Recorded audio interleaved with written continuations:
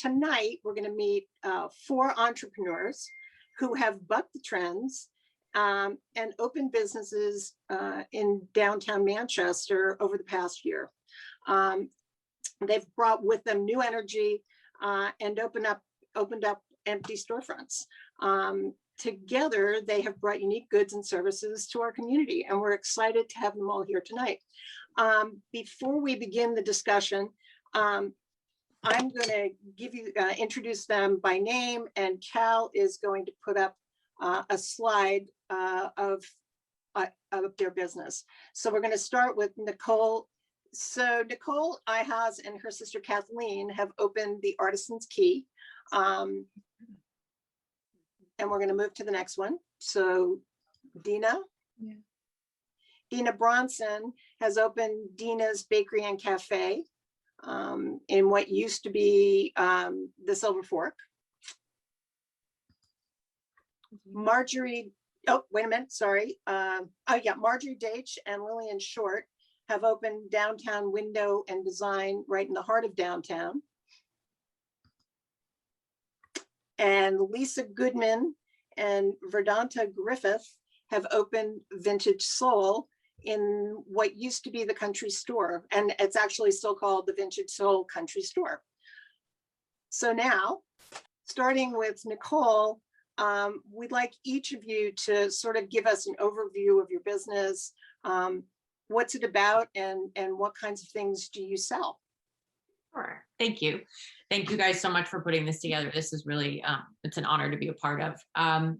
So the Artisan's Key just came about when my sister and I were thinking, we came back here, her from Brooklyn, myself from LA, during the pandemic. And we grew up here. We both graduated from Long Trail. And we were just remembering some of the places that we loved growing up, like the Jelly Mill and places where you could get really great gifts for yourself, for others, and that also had a lot of some works of local artists. So we thought about what we could do, and we said, okay, let's try this. And so we opened the store, and given that with the pandemic, and I hadn't done this before, you don't have any trade shows. So you can't really go and touch the products. So a lot of it was items that I use in my life, or things, the gifts that I have gotten for friends, and then reconnecting with some of the people that I knew growing up here.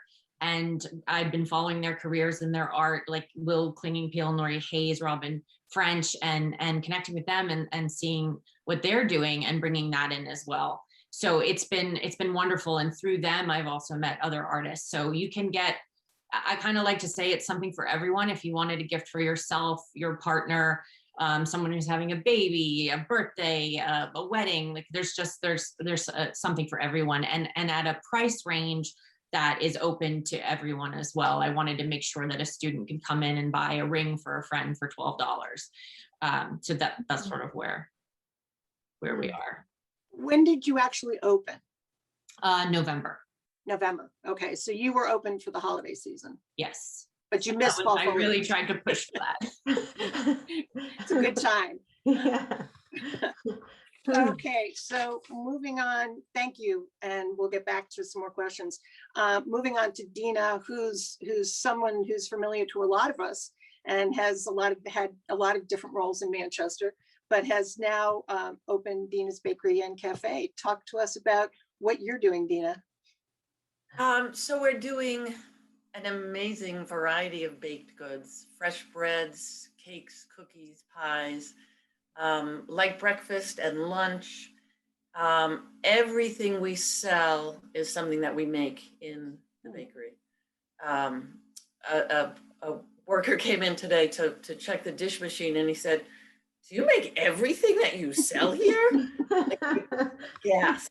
Look on his face, and I said, "Yeah, we just don't squeeze the oranges for the juice."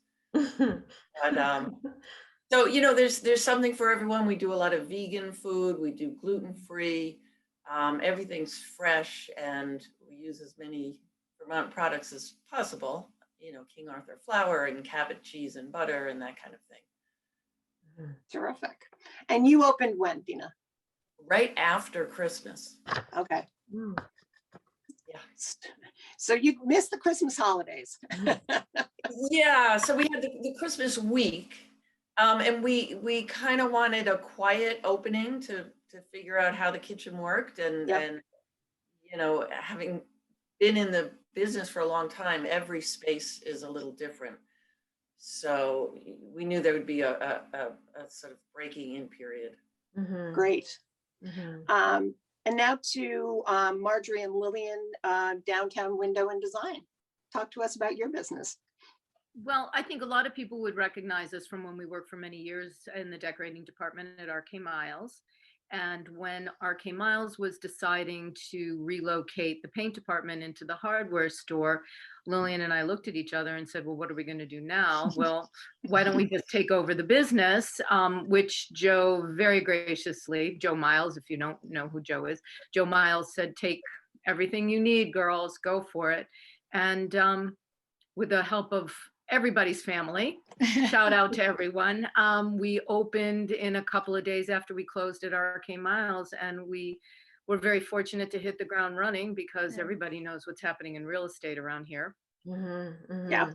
Yeah. Super. Next up is Lillian Goodman from Vintage Soul. Lisa. Lisa, I'm sorry. Sorry. Oh boy. It's a lot Lisa. of people keep track of. Linda, Linda, I'm going to correct you on something that you introduced me as Vedanta, and I opened the Vintage Soul. Vedanta was not included in my opening of the Vintage Soul. That's mine. Okay. Oh, okay. She is, Sorry. right. She is, however, going to partner with me as we expand next door. So Got it. she'll be a business partner in that.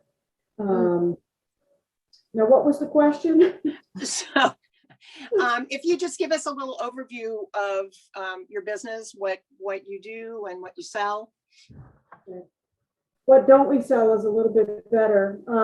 We are an antique and vintage. We sell antiques and vintage things, as well as anything from A to Z in there. We also, when we moved into that location, because it was the country store and we kept the sign up, we decided to also add in a little bit of the country store aspect to keep the candies and the snacks and the sodas and the cheeses from the local farm. So we added to the vintage stuff as well as the local artisans. Okay, so Nicole, the next round of questions really goes to, what were the challenges of you kind of gave us some about the fact that there weren't shows to go to. And I know I had the same problem. I'm one of those people who goes to the gift shows, and, we've had to punt and find new ways to do that. But, what were the specific challenges that you think you encountered because you were in a pandemic? How did that work for you? Yeah, I mean, definitely the trade show was the most challenging because having never done anything like this before, I didn't really kind of know where to start. But I did reach out. What helped was reaching out to different friends of mine who, whether they're event planners or wedding planners or people who have started their own businesses, and asking them what brands that they work with and use and like. And so I got a lot of recommendations and feedback from friends, which was really helpful for me to be able to go out and then say to that brand, I want to have you in my store. A challenge was some of the bigger brands not wanting to give me access because they don't know my store or a small store in Manchester. So having to get the store up and running, take photos, show them all the other brands that I'm carrying, and then them saying, oh, okay, well, we'd love to be part of your shop. So timing was an issue of getting everything in there. But other than that, it was just a huge learning curve of learning the point of sale system, the inventory, and logging inventory. And I was very fortunate that a lot of people offered me help. Kylie from Kylie Boutique up in Burlington was a huge help to me. Catherine Rockwell. So I really felt like I had people to reach out to. So that was helpful. But yeah, it's a big learning curve that I just didn't know anything about. Yeah.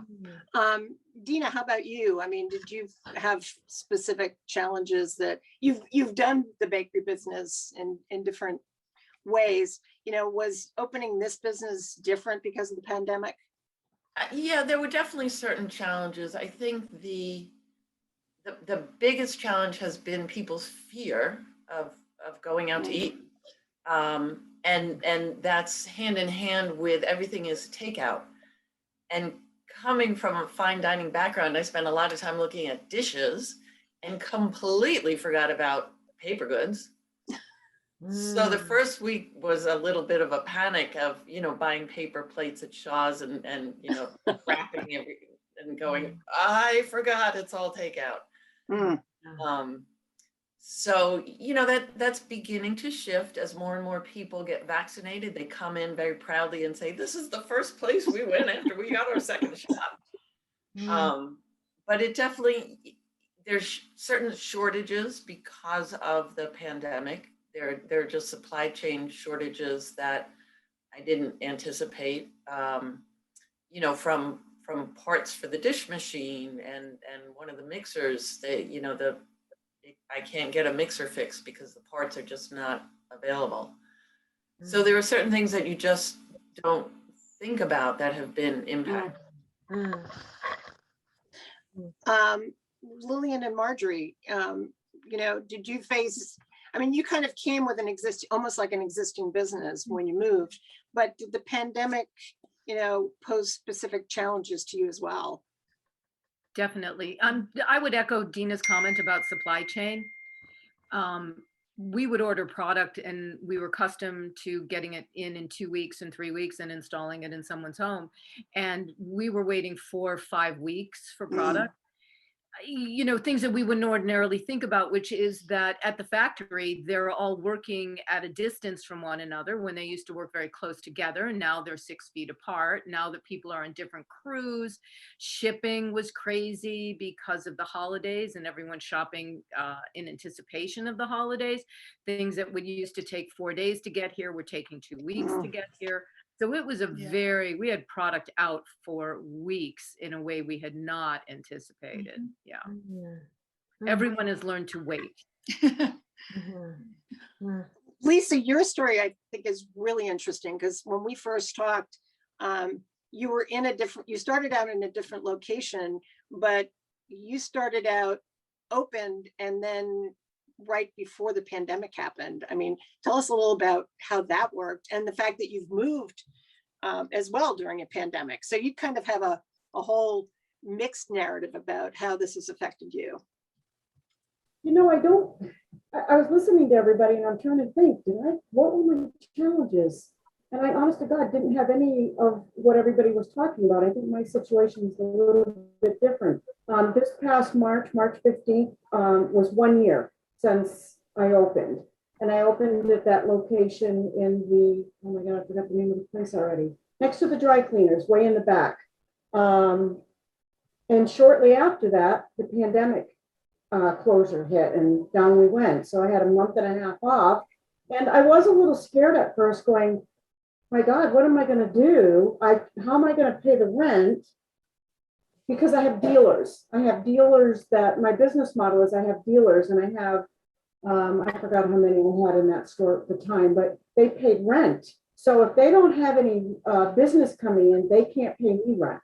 And I certainly couldn't pay for rent. So that worked out for me because I told the landlord, if I can't be open for business, my dealers don't make any money. I don't make any money. Therefore, there's nothing to pass on to you. So I was fortunate in that way that we were just on hold.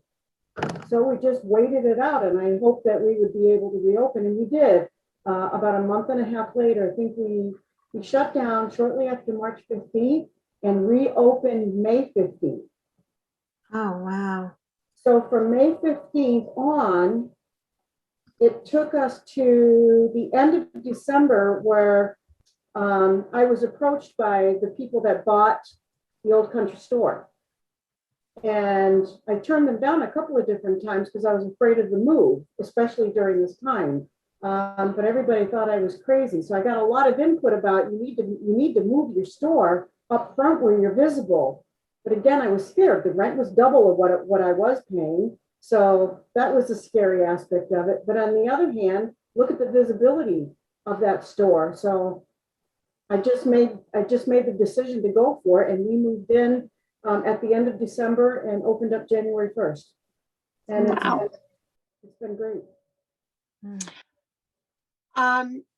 So how do you anticipate business changing as you know, people are getting vaccinated, things are starting to reopen? You know, have you kind of looked at how that's going to work for you?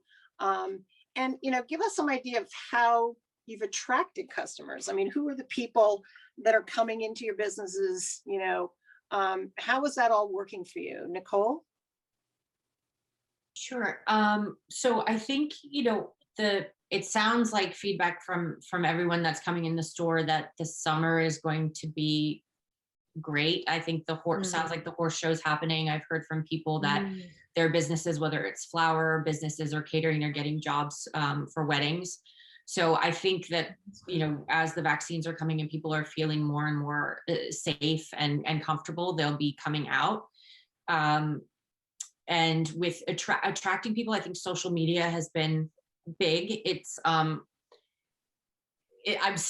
learning curve for me still on the being the face of your business and how you have to, you know, do Instagram reels and the algorithm goes out there and you get all these different people coming and then they'll follow you and buy from you. So I'm learning that, but I think that's been the biggest for me is how when I'm sharing a post or I'm tagging one of the artists that we're working with, then their friends see it and they start following. And then I've had people come in the store to say, oh, I saw your post, or oh, I saw you carry this person's brand. So that's been really nice along with the word of mouth. And that's what I'm hearing the most is that they're seeing the posts and hearing from people about what the products that I'm carrying.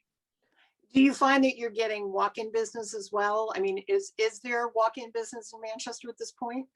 Yes, I am getting walk-in business. I think I'm still dealing with a bit of a lighting issue. It looks a little dark in there, but yes, I mean, as soon as I put things up in the window, I'm getting more people walking in. And that's great. And a lot of people are, you know, I think everyone with the pandemic being, you know, holed up in their house, everyone just wants to have a conversation. So I'm getting a lot of feedback of people, whether it's local or also the tourists, that are just so excited to see this, you know, Manchester thriving again in all these different stores. And I think there's a lot, especially in my group, of telling each other to go different places. And you know, if anyone comes in and is looking for something that I don't have, I send them off to, you know, the Mountain Goat or the bookstore. And so that's been really nice as well, just being able to talk to people and see what the needs are and what they want. But yeah, I am getting walk-ins for sure. Dina, you're maybe a little more out of the way from walk-in, but are you getting walk-ins? It's been nice. People are out walking, so. Absolutely. And I think as the weather gets nicer and I think we'll definitely get a lot more walk-in because there's not a whole lot at my end of town. So I think it's certainly walking distance from the Equinox and the Panther and being in Manchester. So I think the nice weather is going to bring people out. People are just eager to be out and about. Mm-hmm. And I've been, go ahead. No, you can keep going. You know, I'm just so grateful. I've been so blessed with this supportive town, you know, old customers finding me and telling other people and posting on social media because I am not a great social media person either. And people just, you know, saying, oh, you got to go check it out. And so that's just been amazing. And, you know, I try to throw pictures on Instagram, you know, a couple times a week, but it's really been the town sort of rallying, which has been just fabulous. That's great. That's one of the advantages of being in small town America, I think, is that, you know, people know their neighbors and support them. Are you going to be able to have an outdoor seating presence where you are? Yes, and well, I have to talk to my landlord about it, but I'm hoping to put some pavers out front so I could put tables out on more level ground, but I'm definitely planning on outdoor seating. Yeah, because I would imagine, having watched last summer and everybody walking around eating and sitting outside, I think that might be a new narrative for people. I mean, after the pandemic, even when we can be inside, I think we all found a great experience being outside and eating outside, and that was one of the positives, certainly. So Marjorie, how have you found all of this? So, when we went looking for space, we had a variety of options. And one of the reasons why we picked this spot was because of its location in town. And we anticipated people walking by. And there's a large number of people who walk a circuit of downtown Manchester on their daily route. So sometimes people just end up sticking their head in because they're thinking about something they hadn't thought about, and there's rugs and they want to look at rugs, or, oh my gosh, you have wallpaper, what have you got? So we've definitely seen an uptick with the good weather in people just wandering in off the street, wouldn't you say? Yeah. I think one of the ways in which the pandemic has changed some part of our business is a lot of people contact us by email, and we can do a tremendous amount of work strictly through email. We may never even see them until the final minutes, really. Wow. So that part's been both. I'm anticipating that to be really a big part of the way the future of the business is going to operate. Yeah. You were pretty tucked away when you were back in Miles. I mean, that was kind of like not even real visible from the road.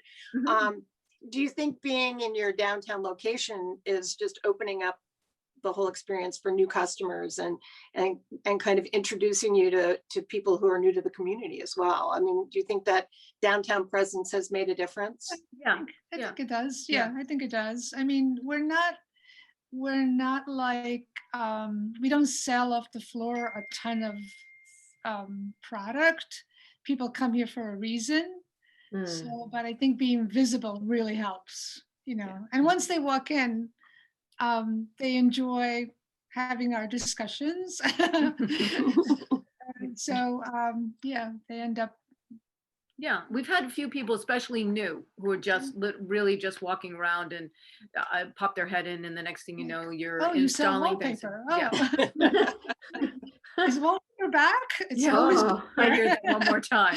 It's always been here. And I think it's pretty amazing the amount of material you have put in that small space. It's pretty impressive. We squeezed in, yeah. It's quite. You did, absolutely.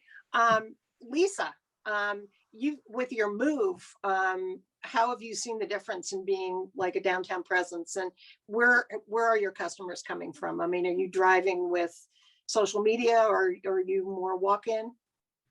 I'd say both. It's the best move I could have made.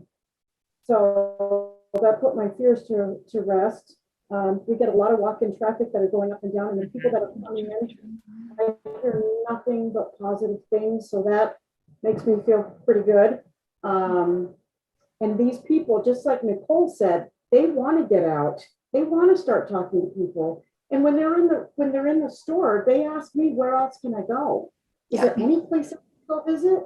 And I love sharing information. Where's a good store to go? That's why I think what Cal put together here is such a tremendous thing, because now we can network. We know we can refer people to different places, but we also have my Facebook page, The Vintage Soul. So I've started to get quite a bit of following there. The locals are spreading it like crazy, and I think that the out-of-staters that come in, that's icing on the cake for me. Getting that repeat business. We see tons of people wandering in there from where we're located, just walking in off the street. I think it's a very popular weekend activity to just wander around, see what's up.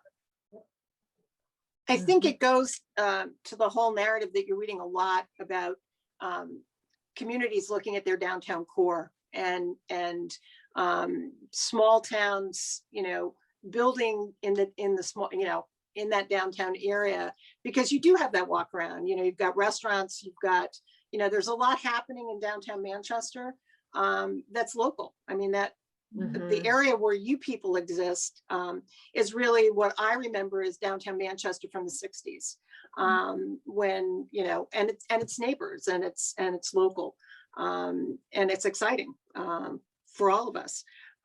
What surprised you about your business when you opened up, and what surprised you maybe about Manchester and the business community, Nicole? I'd say one thing that surprised me was what's selling, and learning what to lean into to have in the store, because I definitely had some assumptions that were wrong.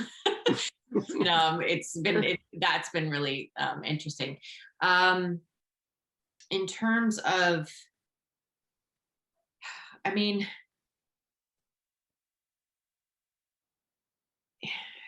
I think that's probably the biggest thing that I've learned is, and then how eager people are to, I get a lot of people coming in asking, how much of this is local artists. And I tell them, I'm trying to even expand that more, but I didn't realize how much people would be so interested in the story behind things. So when they ask me like, well, why this tea over any other tea brand? And I can tell them, well, this is my friend and this is how we met. And or I went to school with this person and I've been following their career and their painting, and this is why they do X, Y, Z. And I didn't expect that. And so that's been really nice. And then again, just, the way that the community rallied around it. I haven't lived here in years. I did grow up here, but the local support has just been incredible. Like Dina said, and I have to say, Dina, the mushroom soup, oh my gosh, I'll walk anywhere.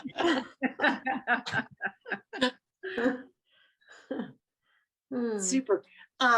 Dina, what surprised you? You're an old hand. What weren't you anticipating?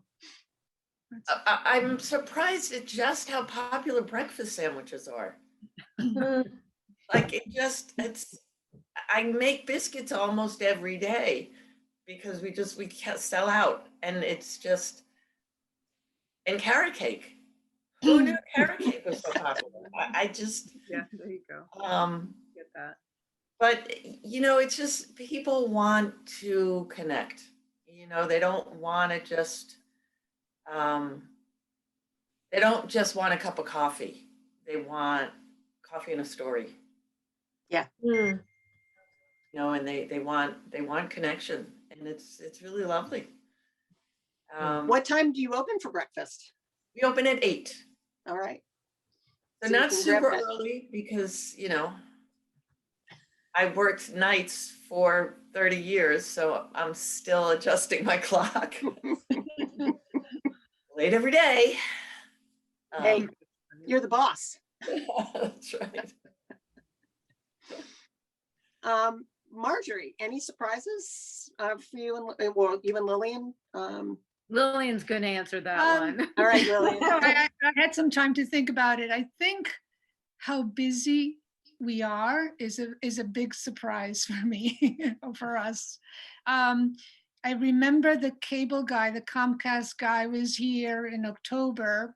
We weren't moved in, and he says to me, "So you're starting a business during a pandemic? Wow." Huh. And I thought, oh my God, we're crazy. But people come in and they're like, I've been wanting to do this for so long. I need to get new shades. I need to put some wallpaper up. I just need a rug. And everybody's got that, they've been a year of this and they want to do something. So I'm surprised. Yeah. So do you think it's Happily. because people have been more focused on being home? I mean, we've all been stuck in our homes a lot more than we normally are. That's it. And do you think that's part of it, or is it Oh, yeah. a lot of people who've moved to the community as well? We all have heard about the real estate boom here in Manchester area. How is It's a combination. Yeah. Yeah. I think we both have clients who, same thing, have either moved here a year ago, a few months ago, or just want to renovate because it's been a while and they've been looking at it for a while and they say it's time to do that kitchen. Or, You oh my know? gosh, that couch is so dirty, I can't stand looking at it one more day, because everybody sat on it for a year. Yeah. We have to do something about Yeah. that, or, So there's a lot of that. it's a combination. Interesting. And Lisa, what's been the surprise for you? Believe it or not, it's the amount of people that come into the shop that want to consign things. That blows me right out of the water. I don't have to find anything. I don't have to hunt for anything. I don't have to go to shows. It comes to me. I was just thinking, I was out at a lady's house today. She did call me, and she's the 4th house in 3 months since I've moved to this location that I've cleaned out for one reason or another. Oh no, all 4 of them had homes here. Like the lady that I went today, she wanted to know if I would take any of her things on consignment. And I went in there and I thought, okay, be cool, Lisa, but I wanted to jump up and down for joy because the stuff was fabulous. And oh my God, it's the neatest thing, and vintage and some antiques and collectibles were gorgeous. So that led to us having to get a warehouse, because now I've got 4 households in there. Wow. I don't have the room in my shop. If any of you have ever been in there, it's packed. It And I is. have filled up because, Linda, did you walk around when you were in there? There's a lot of Yes, stuff in there. there's a lot. Have to look under and over and in between things to find stuff, but it's tastefully done, I feel. But so I've already cleaned out 4 houses because of people in the area and surrounding areas. That the lady from the house today is from Connecticut, and she just sold her house. The houses have been selling like crazy around here. So she sold the house here in Londonderry, and there's things that she's not going to take back to her. So I went there, we had a ball, made arrangements to take that stuff and put it on consignment, so the surprise is the amount of stuff coming in. Oh my God, what am I going to do with all this? To leading to a warehouse where I now have to house it, to now guess what I need to do? Now we're going to start having monthly warehouse sales, because Wow. this is not this on Main Street. I can't keep opening shop after shop. So we're going to do a warehouse. Although I did tell you that I'm opening the shop right next door, so I'm getting closer to you two. Yeah, that's right. So we're going into there. We're expanding into there, but we're still going to need that 4,100 square foot warehouse off Airport Road, and then that'll become monthly. We'll do come on in and shop. That sounds brilliant. Very Yeah. good. Yeah, very It good. just seems to start taking on a life of its own, and oh my God, everybody's either wanting to downsize or they're moving, they're selling, but for whatever reason, there's merchandise out there to sell. Yeah. Therefore- Sounds like you're actually solving a problem for people. And, what you hear a lot now is that people's children don't want their things anymore. And, people have beautiful things. Where do you go? So, this may be a problem for you. You may get a lot more people telling you they want you to take their things from you, Lisa. The problem they have. The store next door, when I met with you earlier, that's going to be a furniture. You talked about giving classes and furniture. Could you give us a little about that? Because we have so much in storage right now, we have to empty it. I can't keep paying the rents on that stuff. So I kept saying, oh my God. And I did this in the other place too. I looked around and go, oh my God, not really meaning anything, but I look around and go, I need a bigger place. But be careful what you wish for, because it happened. So now I said, oh my God, I need a bigger place. Because when I moved into the place on Main Street, all my dealers wanted to double their space. Go figure. So now I don't have any room for some of the bigger stuff that I have, and the furniture and the carpets and all of that stuff. All used, Marjorie and Lillian, all but so that's what's going to go over there. The displays of furniture, the farm tables, the old carpets, the old orientals, the lamps, lots of paintings and pictures and Perfect. some famous artwork. And give them. And that's about it over there. And then of course we'll manage the warehouse. Mhm. And Great. it has to stop there. Major success stories. So, one of the questions always has been, historically in Manchester is, what is the future of downtown Manchester? And, from your perspective, as new business owners, what do you see as the future of downtown Manchester? How do you see it growing? Do you see your businesses growing? Give us a little sense of your thoughts, Nicole. I mean, I do see it growing, and I have, I have a hope that there will be more businesses like what we're all doing. And I know they call them the mom and pop shop, but I think seeing more of those, it's great. And I'm not knocking anything, but the big companies, they have their place, but there's something to be said about going to a store and feeling that you're not going into some corporate, business, and you're having conversations with real people. And I hope that there's more of that. I hope we see, even, more restaurants, more, even if it's pop-ups. I mean, I just think about like Nancy and the hot dog cart. And like, that was here when I was in high school, and how that's a staple, and it means so much. And people, for locals and also for people who come, they look for her. So finding more businesses that make people feel that way, that's what I see and I hope for. Mhm. Great. Dina, how about you? Oh, I absolutely agree. I think the chain stores, as Nicole said, they had their place, but that doesn't draw people here anymore. You could get that anywhere. So what brings people are the small shops, the personal places. I mean, that's Nicole's in that center where it's all, little local owners of doing unique things. And I think that's what's revitalizing the community. We're bringing back, people are doing businesses that they care about. They're not just salespeople. They're promoting their friends' artwork, or they're selling contents of a home of, things that people loved. And it's just, it's personal. And that's what brings people back. Mhm. Mhm. Agree. Marjorie and Lillian?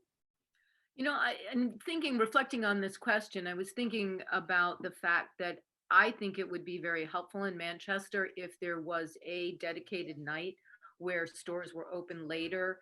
And I'm thinking this way in the summertime, to your point about people wanting to eat outside and be outside.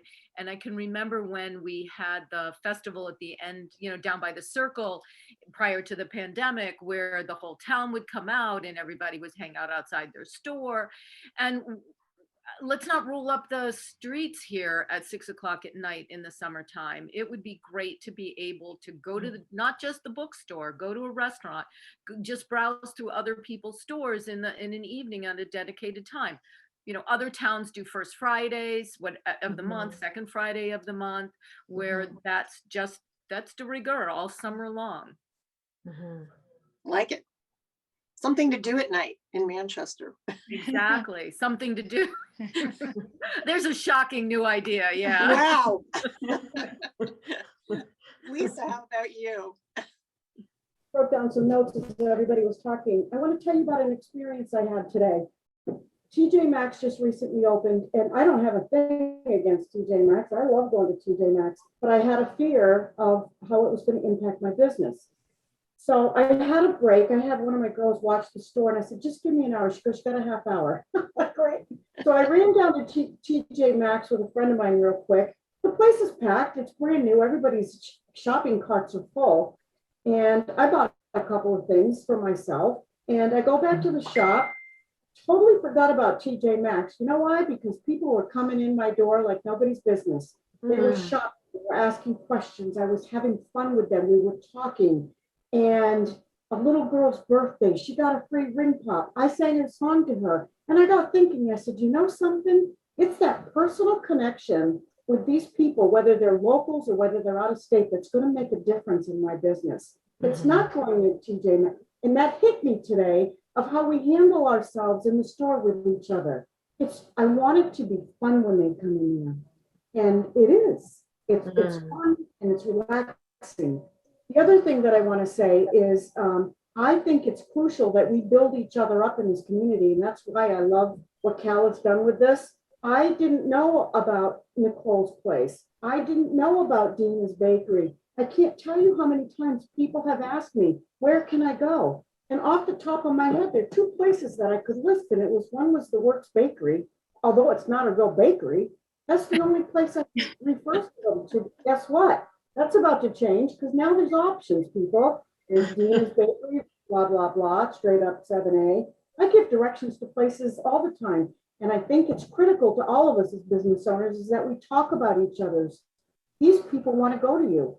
They want to know what's out there. So talk each other up. I think that I refer people. It doesn't take business away from us. It helps. And it's good to check that referral. The other thing I just want to mention is somebody talked about, I think it was Marjorie. Man, right on about the open later. Somebody just said this past week. I think it was Friday night. He says, all the sidewalks roll up at 5 o'clock around here. And they do. They do. So I've started talking about, because on Friday and Saturdays, my hours, we close at 6. Come summer, we need to stay open till at least 8. At least 8. So, that's been in my thought process ever since this has happened. Marjorie, did you think a different time, maybe even later? Marjorie? I'm so sorry. You didn't hear a word I said. No, Lillian started talking to me about something else. I apologize. no, I was just actually, I was saying that there used to be another shop here before we came. And I think people refer to it as the junk shop. Oh, I know which one. And I had 2 people Saturday come in looking for the junk shop. And I said, I'm not sure, but you have to go to Vintage Soul. Hey, Bill. I'm not a junk shop though, but I'll take Nope. it. Yeah. No junk, but you No just junk. got to try Vintage Soul. Yeah, go in and see what's going on. People come into my shop and asking about peak element. Green elements? or Green elements. Yeah. Yeah, that's, so I tell them where they are, but I saw Brad today and he's never there. He's never open. So There. that's a tough Yeah. one. Yeah. For business if Yeah. nobody's there. But what I was saying about opening later that, somebody came in and said to me, what do all the sidewalks roll up around at 5 o'clock around here? And what you said, Marjorie, is yes, they do. They Yeah. do. On Friday and Saturdays, I've been staying Welcome to open till 6. But come summer, I really think we need to expand that, especially Friday and Saturday nights, is at least until 8. I don't know. I could see Friday night. Saturday night's hard because you're People have company. yeah, you live your own life on a Saturday night, but I don't mind a Friday night. Friday night. Yeah. Also, too. All right. Yeah. Yeah. Well, hey gang, I'm just noticing the time. I'm going to be the timekeeper here and we're at about 10 minutes to 7. So why don't we just open this up? Let's just keep opening it up. I've been taking notes. I have so many questions, but there are also some questions here too. Somebody in chat was asking if you all could just say, when are your business hours? Speaking of business hours right now, because I think we have some people right here, right now, who want to come pay you all a visit. I can start with that if you don't mind. Sure. That, Lisa. And it might be 8 o'clock. We might be hearing a new business hours. Get ready. When I opened up on Main Street, I thought, okay, maybe I better open at 10. But here's what I found since I opened at 10 and started closing at 3. Nobody comes in at 10 or before that. It's a good 2 or 3 hours before people start coming in. So then I got thinking, maybe I should have stayed at 11. So I'm torn about the 10 o'clock part. So it's 10 to 5. And I'm torn about staying open 7 days a week too. So any feedback on that, I would appreciate the help too. But the 10 o'clock, should it be 11? I agree with Marjorie about staying open on Friday, the latest, which which is kind of nice. I don't mind being home early on Saturday, so. But I'm 10 to 5 most days. Friday and Saturday is 10 to 6 right now, and Sunday is 11 to 4. Mhm. And I don't know who was next. Let's say Nicole, I think was next. So Nicole, what are your hours? So I'm definitely the shorter hour person. I am open Wednesday through Sunday, 11 to 4:30. And that is not because I did any research or it's just I have a couple other things that I doing. So I need that Monday and Tuesday to have other meetings and things like that. I did try the 10 a.m. I felt like nobody comes in, so that's why I moved it to 11. I am very open to a Friday staying late. I actually had some conversations with people that, how fun would it be? I have the big deck, if you all remember the old Mother Myrick's, there with having ice cream outside. I very remember that. Having a band play. Oh, Having Nancy Yeah. have her hot dogs if she's open to it. Like, I'll put some tea out. I think it would be really nice to have something for and also for families with parents with kids and coming out and just having some, even if they don't end up going to dinner, but it's just something to do. So I would be very open to that. I'm very flexible with the hours, and I think that if there's holiday weekends, I'll put it out on Instagram that I'm open on that Monday. But for right now, given it's a new store and we're just starting, I'm not at the level of, okay, I'm going to hire somebody to come in and work the days that I'm not there. So it's really, I want to see what this year looks like before I start, kind of bringing somebody else in. So that, yeah. Yeah. Well, and Dina, how about you? What are your Right hours? now we're open 8 till 3 every day except Tuesday. Tuesday is our close day. Friday and Saturday we tend to stay later, closer till 4. And I anticipate come nice weather, we'll stay open even later. Are you doing catering as well? I mean, you're doing breakfast, you're doing lunch, and then you do amazing sweets. So are you also catering? Yes, I'm anticipating once all, people start having parties again, we'll do some catering. I'm taking orders for wedding cakes at this point. We're not going to take on the big parties, the big weddings anymore. But cocktail parties and yeah. Remember those? Those are coming back. I know I have to in September. We'll do brunches and that kind of thing, but not the big. I'm done doing giant weddings. Yeah. Well, I think you and Nicole's deck and need to get together, right? Yeah. The funny thing is I looked at that space and that was my thought was, have music on the deck and people can sit with their cappuccino and a pastry and listen to some nice music. And it just wasn't the right space for me because of needing a kitchen. But definitely, I'm all for have a band and Yeah. we That need sounds stuff great. in the evenings. Yeah. So Marjorie and Lillian, what are your hours right now? We're closed on Sundays because we are open Monday only by appointment because we do need the day to go out. We go to measures at people's homes. So we do need that day, but quite often we're hanging around here in the afternoon. It's a little secret, but we're here. And we're open Tuesday through Friday, 9:30 to 5. And on Saturday, I am here 9:30 to 2. Great. The business doesn't lend itself so much to Sunday kind of thing. And, it's a much more traditional business model in that way. It's a Monday to Friday kind of business, and people are around, they'll come in on Saturday because that's when they're in town or whatever. But, and I feel the other piece of wanting to stay open late one night is because so many women work, and to close at 5 o'clock, it precludes them from coming into the shop. So it's also addresses the question of being available to women who work and want to just come in at the end of their day. I'm so glad you brought that up, because actually another thought was just, this is Women's History Month. And I just wonder if any of you want to just speak to what it is to be a woman in business today.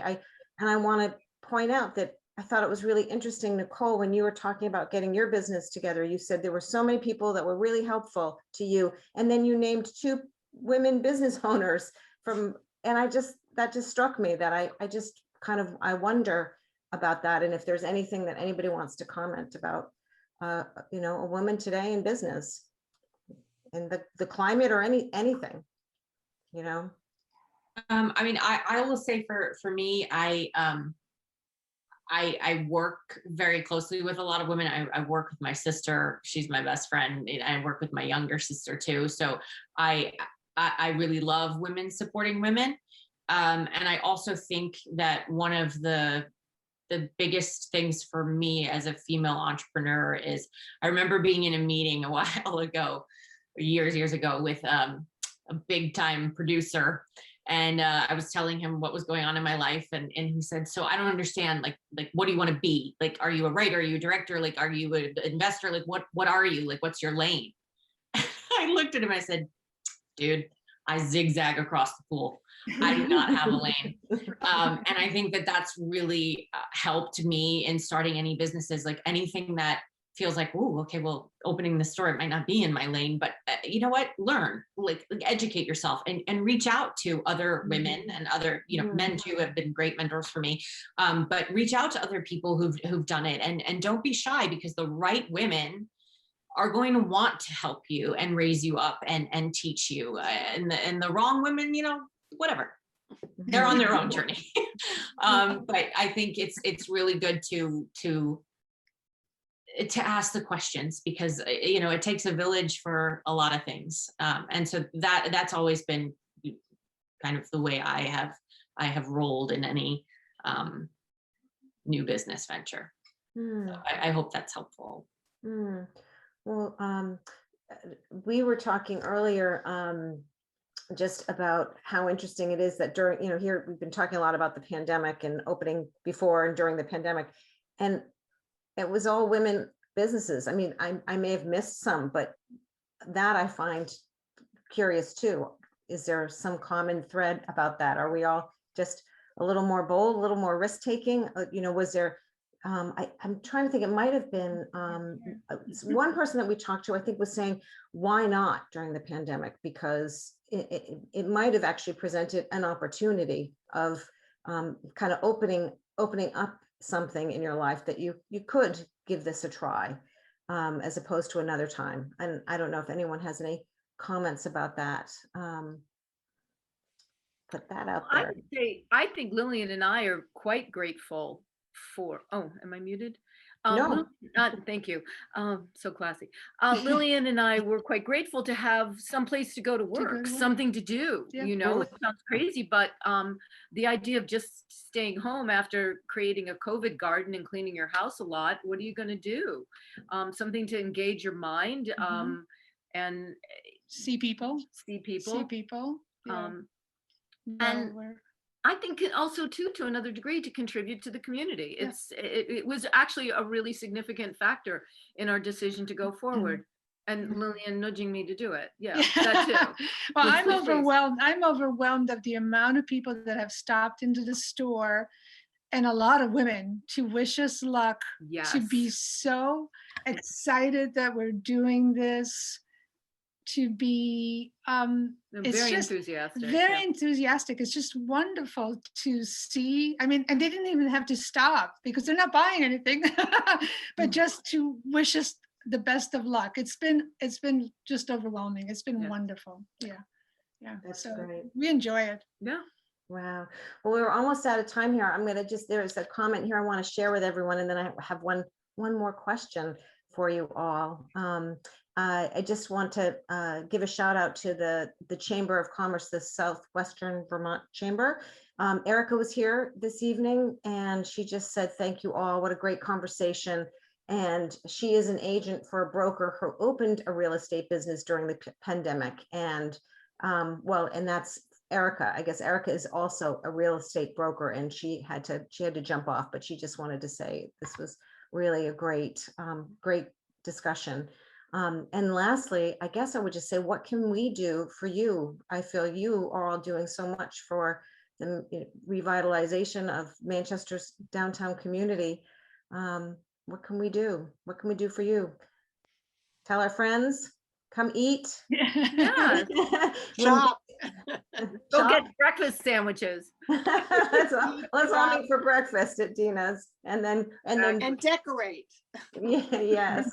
And decorate. Thank Maybe, you. maybe the message is explore downtown, explore our Yeah. community again, because the face is changing and it's exciting. It's just like It is spring exciting. opening up. So too is the downtown. And I really Well- want to point out the area where Nicole and her sister have Yeah. opened, because we also looked at that spot, Yeah. and it was very compelling because it serves women particularly. You have La Pêche, the lingerie store, you have Zippy Chicks, great women's consignment store, her shop, the hairdresser, Marimekko. I think that could be a really, really exciting area. And I really applaud the idea of utilizing the deck for some kind of outdoor activity that draws people in. Wow. Well, we're right at 7, and on behalf of everyone at the Manchester Community Library, I want to thank everyone who joined us this evening from all of the businesses in downtown, and of course also to Linda McKeever for leading this sparkling conversation we just had. Thank you so much, everyone, and thanks everyone for joining us this evening, sharing your evening with us, and hearing these rich stories of possibility and success right in our backyard. It's Thank you. great. Thank you. Thank you. Thanks, everyone. Thank you. Right. Have a good night. See you downtown. Right. See Yes. you downtown.